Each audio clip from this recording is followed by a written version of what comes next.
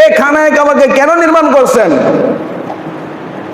এই খানায়ে কাবাকে নির্মাণ করার রহস্য কি? এই খানায়ে কাবাকে নির্মাণ করার রহস্য হইল এই খানায়ে কাবার সুদা বরাবর একটা জিনিস যদি উপরের দিকে ছেড়ে দেওয়া হয়, ওই জিনিসটা যাইতে যাইতে 7 আসমানের উপরে গিয়া এক জায়গার মধ্যে ঠেকবেন। ওই জায়গার নাম হইল সিদরাতুল মুনতাহা। সিদরাতুল কি? মুনতাহা। ওই সিদরাতুল মুনতাহার নিকটে আল্লাহ পাক 7 আসমানের উপরে একটা ঘর বানিয়ে রাখছেন এই খানায়ে কাবার বরাবর, যেটাকে বলা হয় বাইতুল মামুর। আমাদের যে খানায়ে কাবা আছে, এই খানায়ে কাবা থেকে যদি উপর দিকে কোনো একটা জিনিস ছেড়ে দেয়, এই জিনিসটা যদি সুদা বরাবর যাইতে থাকে, সুদা বরাবর গিয়া 7 আসমানের উপর একটা ঘর পাইবে, যে ঘরের নাম হলো বাইতুল মামুর, যেটা হলো ফেরেশতাদের মসজিদ। বাইতুল মামুর মানে কি? বাইতুল মামুর যে ঘরটা, এটা হলো ফেরেশতাদের মসজিদ। আল্লাহ রাসূল সাল্লাল্লাহু আলাইহি সাল্লাম বলেন, আমি মেরাজের রজনীতে এই বাইতুল মামুরকে দেখলাম। এত সুন্দর মসজিদ, এত সুন্দর মসজিদ। এই মসজিদের চতুর্পার্শ্বে ফেরেশতারা তওয়াফ করতেছে। দৈনন্দিন ওই বাইতুল মামুরকে তওয়াফ করে 70,000 ফেরেশতা। আপনাদের কাছে মনে কম লাগতেছে, 70,000 আর কি জিনিস। দৈনন্দিন 70,000 ফেরেশতা এই বাইতুল মামুরকে তওয়াফ করে। জীবনে যে 70,000 ফেরেশতা একবার তওয়াফ করছে, কিয়ামতের আগ পর্যন্ত আর দ্বিতীয়বার সেই বাইতুল মামুরকে তওয়াফ করার সুযোগ তাদের হবে না। তাহলে বুঝেন আল্লাহর ফেরেশতার সংখ্যা কত? 10 লক্ষ, 10 কোটি, অসংখ্য অগণিত।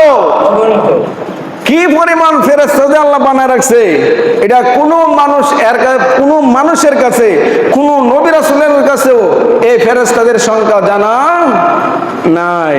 আল্লাহ পাক অসংখ্য অগণিত ফেরেশতা আল্লাহ পাক তৈরি করে রেখেছেন। আপনারা মনে করেন না তাহলে মনে ফেরেশতা মনে পিঁপড়ার জাহের মতন, এজন্য অনেকগুলা বানায় রাখছে। ফেরেশতা মনে ছোট ছোট, না, আল্লাহ পাক কি ধরনের ফেরেশতা বানাইছেন, যে দুজকের ফেরেশতা যে মালিক, এই মালিকের হাতের ভিতরে আল্লাহ পাক এতগুলো অঙ্গুলি দিয়েছেন, এত বড় শক্তিশালী। এই দুজকের ফেরেশতা মালিক যদি ইচ্ছা করেন যে তামাম পৃথিবীর সমস্ত মানুষগুলোকে আমি এক হাতে ধরে, তামাম পৃথিবীর জিন জাতিগুলোকে আরেক হাতে ধরে আমি জাহান্নামের মধ্যে ডিল দিয়ে ফালাই দিব, এ মালিক ফেরেশতা একাই যথেষ্ট। তাহলে বুঝেন ফেরেশতা কি ছোট ছোট? আল্লাহ কত ফেরেশতা আল্লাহ পাক বানায় রাখছেন, কত আইটেমের ফেরেশতা আল্লাহ পাক বানায় রাখছেন, এটা মানুষ কল্পনাও করতে পারবে না। আমার ভাইরা, আল্লাহ পাক রব্বুল আলামিন যখন ইচ্ছা পোষণ করলেন, জানি আল্লাহ দুনিয়াতে ইন্নী জাইলুন ফিল আরদি খলিফা, দুনিয়াতে আমি আল্লাহ আমার প্রতিনিধি তৈরি করব। সর্বপ্রথম মুফাসসিরিনগণ বলেন আল্লাহ পাক দুনিয়াতে প্রেরণ করছিলেন জিন জাতি। জিন জাতি হলো এমন এক জাতি, যে জাতির কাজ হলো শুধু অবৈধ আচরণ করা, শুধু অবৈধ আচরণ করে। আল্লাহ পাক ফেরেশতা জাতিও সৃষ্টি করছেন, ফেরেশতাদের কাজ হলো অবৈধতাকে এরা বুঝে না, এরা হলো সব সময় আল্লাহ পাকের নেক কাজ করতে থাকে। আর মানুষ হলো এমন এক জাতি, যেটা ইচ্ছা করলে খারাপ কাজও করতে পারেন, ইচ্ছা করলে ভালো কাজও করতে পারে। আল্লাহ পাক বলেন আমি তো 2 কোয়ালিটির জাতি তৈরি করছি, এবার এমন এক কোয়ালিটির জাতি আমি তৈরি করব, যেই জাতির ভিতরে এই 2 কোয়ালিটির গুণাগুণগুলো থাকবে। চিল্লা এখন সুবহানাল্লাহ। ফেরেশতাদের গুণও থাকবে, জিন জাতির গুণও থাকবে। এজন্যই তো আমরা বলি, কোন মানুষ যখন এত ভালো কাজ করে, আমরা বলি আল্লাহ ভাই কি মানুষ না ফেরেশতা?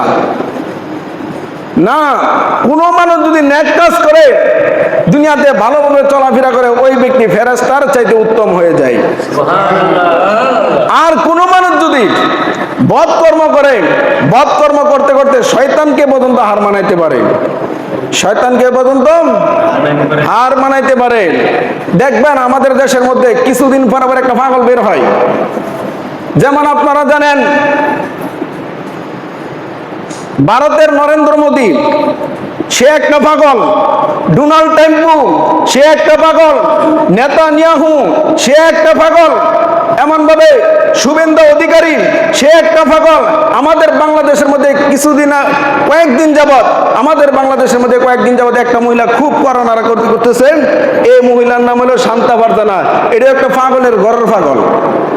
এটা কি একটা পাগলের ঘরের পাগল। এদের কাজ হলো ইসলামের 12টা বাজাবার চেষ্টা করা। আল্লাহ পাক বলেন সাবধান, ইসলামের 12টা বাজাবার চেষ্টা করিস না। ইসলামের 12টা যারা বাজাবার চেষ্টা করছে, আমি আল্লাহ তাদের 12টা বাজায় 13টার মধ্যে নিয়ে লাগাই দিছি। এখন ঠিক কিনা? এজন্য এরা ইসলামের বিরুদ্ধে লাগছে। এই মহিলা কত বড় নিকৃষ্ট মহিলা! বাংলাদেশের 98% মুসলমানের দেশের ভিতরে থাকা বলে এই শরিয়া আইনের উপর থুতু মারে। এই মহিলা কত বড় খারাপ মহিলা হলে শরীয়তের বিভিন্ন আইন কানুন নিয়া, পর্দা, তারপর বিয়ে নিয়া, তারপর আলেম ওলামাদেরকে নিয়া, মসজিদ মাদ্রাসা নিয়া এই মহিলা নোংরা নোংরা কথা বলে। এর দ্বারাই প্রমাণ হয় এই মহিলাদের একটা নোংরার ঘর নোংরা। এখন ঠিক কিনা? কারণ কোন মানুষ যদি অবৈধ মায়ের সন্তান যদি না হয়, ইসলামের বিরুদ্ধে আচরণ করতে পারে না। একটা মানুষ এটা কি বৈধ মায়ের সন্তান না অবৈধ মায়ের সন্তান, এটাকে যাচাই করার জন্য আপনার এতটুকুই যথেষ্ট। অবৈধ মায়ের সন্তান না হলে ইসলামের 12টা বাজানোর জন্য কেউ চেষ্টা করে না। এই জন্য আমার ভাইরা, যেগুলো ইসলামের বিরুদ্ধে লাগছে আপনি নির্দ্বিধায় মনে রাখতে পারেন যে এগুলো হলো জারজ সন্তান না হলে আল্লাহর কোরআনের বিরুদ্ধে, আল্লাহর কোরআনের আইনের বিরুদ্ধে কেউ লাগতে পারে না, আল্লাহর বিধানের উপর কেউ থুতু মারতে পারে না। এই জন্য আমার ভাইয়েরা, আমাদের সোচ্চার হতে হবে, আমাদের সোচ্চার হতে হবে। আজকে আমরা সোচ্চার নাই বিদায় 98% মুসলমানের দেশের ভিতরে আজকে মহিলা ইসলামকে নিয়ে নানা তালবাহানার নানান খারাপ কথা বলতেছে। আজকে আমরা সোচ্চার নাই বিদায় আমাদের পার্শ্ববর্তী রাষ্ট্রের ভিতরে দেখেন মুসলমান কোরবানি করতে পারতেছে না, মুসলমানকে ঈদের নামাজ পড়তে দিতেছে না, মুসলমানকে কোরবানি করতে দিতেছে না, মুসলমানের মসজিদগুলোকে মন্দিরে পরিণত করতেছে। এ সবগুলোর জন্য দায়ী দেখতো, এ সবগুলোর জন্য দায়ী হলো আমরা মুসলমান। এ ব্যাপারে আমরা কোনো সোচ্চার নাই। আজকে আমি ঈদ উদযাপন করতেছি, আমার ঘরের ভিতরে গরুর গোশত নিয়ে আমি দৌড়াদৌড়ি করতেছি, কিন্তু আমার পার্শ্ববর্তী রাষ্ট্রের মানুষদেরকে ঈদের নামাজ পড়তে দিতেছে না, কুরবানি করতে দিতেছে না, শান্তিতে আল্লাহর বিধানগুলো পালন করতে দিতেছে না। এ নিয়ে কি আমার অন্তরের মধ্যে কোনো ব্যথা আছে? আর পার্শ্ববর্তী রাষ্ট্র বাদ দিলাম, আজকে ঈদ উদযাপন করতেছে আমার পার্শ্ববর্তী, তো আমার ঘরের লগে একজন ভাই সে কুরবানি দেয় নাই। অনেক লোক আছে যারা শর্মে মানুষের কাছে কইতে পারে না, তার ঘরে তো কুরবানির গোশত গিয়ে পৌঁছে নাই। কুরবানি কি জিনিস? গোশত তো আপনি ইচ্ছা করলে সারা বছর কিনা খাইতে পারেন, আল্লাহর উদ্দেশ্যে কুরবানি দিচ্ছেন। দেখেন কার ঘরে গোশত পৌঁছে নাই, তার দরজায় গোশত নিয়ে দাঁড়াই থাকেন, তার ঘরে নিয়ে গোশত পৌঁছে দেন। এ হলো কুরবানি।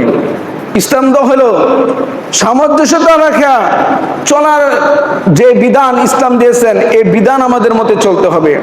এই জন্য আমার ভাইয়েরা, এগুলোর নাম ইসলাম না যে আমার সবকিছু ঠিক থাকলে চলবে আর অন্য কিছু যেন মন চেন যাক, আমার সবকিছু ঠিক থাকলে চলবে অন্যগুলো জাহান্নামে যাক। না, আমরা মুসলমান। আল্লাহ রাসূল বলছেন আল মুসলিমু জাসাদুন ওয়াহিদুন, প্রত্যেক মুসলমান হলো একটা দেহের মতন, প্রত্যেক মুসলমান হইল একটা দেহের মতন। আল্লাহর নবী বলছেন ইশতাকা আইনুহু ইশতাকা রাসুহু ইশতাকা রাসু ইশতাকা কুল্লুহু। ওই ব্যক্তির চোখের মধ্যে যদি ব্যথা করে সমস্ত শরীর এটা অনুভব করে, ওই ব্যক্তির মাথা যদি আক্রান্ত হয় সমস্ত শরীর আক্রান্ত হয়।